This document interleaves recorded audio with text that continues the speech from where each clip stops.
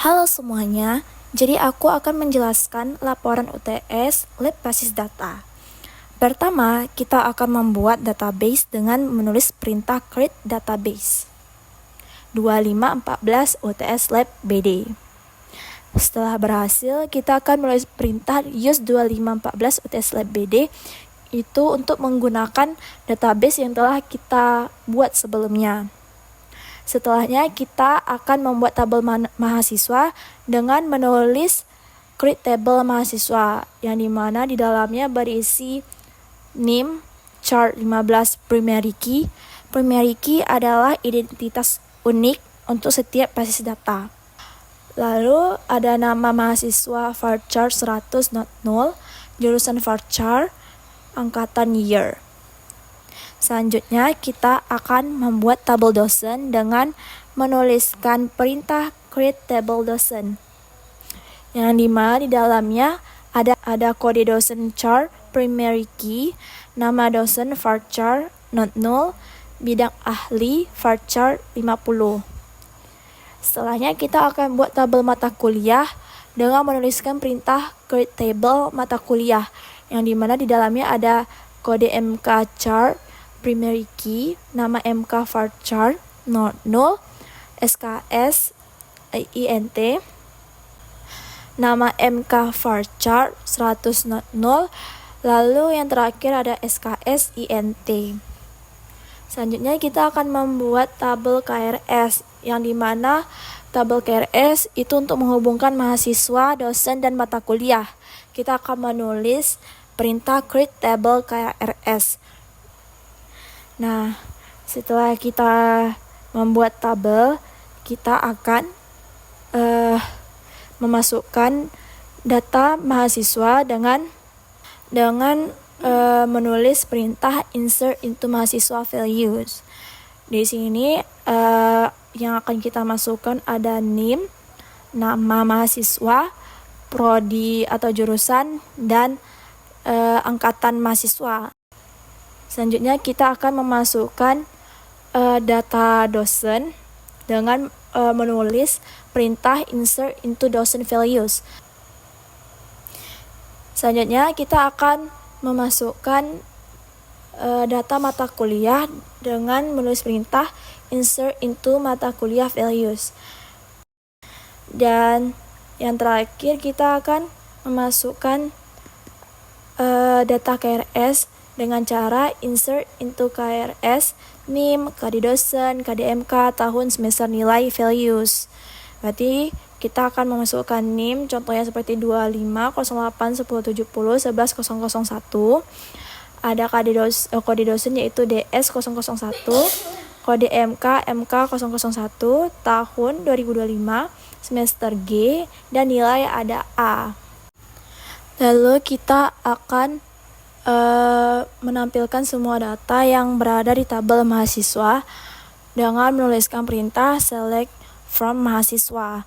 Nanti di situ dia akan menunjukkan tabel yang berisi name, nama mahasiswa, jurusan, dan angkatan. Selanjutnya kita akan tulis select from dosen. Di sini juga akan menampilkan data dari tabel dosen yang berisi KD dosen, nama dosen, bidang ahli. Lalu ada select from mata kuliah, ini akan berisi tabel dari mata kuliah yang dimana ada kode MK, nama MK, dan SKS. Lalu ada select from KRS yang dimana berisi ID KRS, NIM, KD dosen, KD MK, tahun, semester, dan nilai. Nah, selanjutnya pada tahap ini dilakukan beberapa operasi pengolahan data yaitu update, delete, dan select. Proses update digunakan untuk mengubah data pada tabel dosen, yaitu memperbarui bidang keahlian salah satu dosen menjadi database sistem. Perubahan tersebut berhasil dilakukan. Selanjutnya dilakukan proses delete untuk menghapus data tertentu. Penghapusan dilakukan pada tabel KRS terlebih dahulu untuk menjaga keterkaitan data. Kemudian dilanjutkan dengan menghapus data mahasiswa yang bersangkutan. Proses ini berjalan dengan baik tanpa kendala.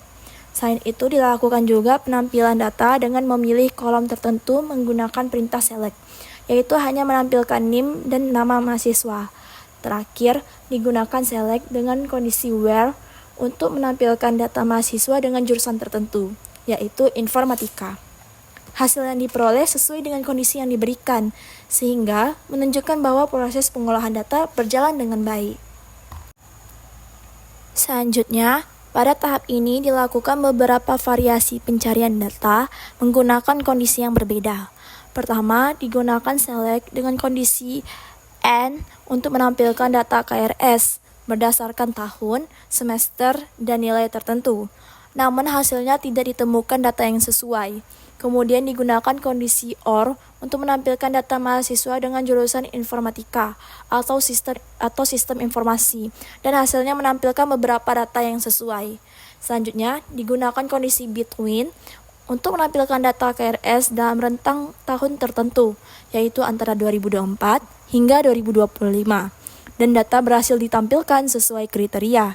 Terakhir, digunakan kondisi like untuk mencari data mahasiswa berdasarkan pola nama tertentu, yaitu yang diawali huruf S, dan hasilnya menampilkan data yang sesuai. Hal ini menunjukkan bahwa penggunaan berbagai kondisi pada perintah select dapat membantu dalam memfilter data sesuai kebutuhan. Pada tahap ini, dilakukan pencarian data menggunakan kondisi like untuk menampilkan mahasiswa dengan nama yang diawali huruf tertentu, dan hasilnya menampilkan data yang sesuai. Selain itu, digunakan juga perintah join untuk menggabungkan beberapa tabel, yaitu mahasiswa, dosen, mata kuliah, dan KRS. Hasil dari join tersebut menampilkan informasi yang lebih lengkap seperti nama mahasiswa, nama dosen, nama mata kuliah, tahun, dan semester dalam satu tampilan. Hal ini menunjukkan bahwa data dari beberapa tabel dapat digabungkan sehingga informasi yang diperoleh menjadi lebih jelas dan terstruktur. Oke, ini sudah mencapai akhir penjelasan.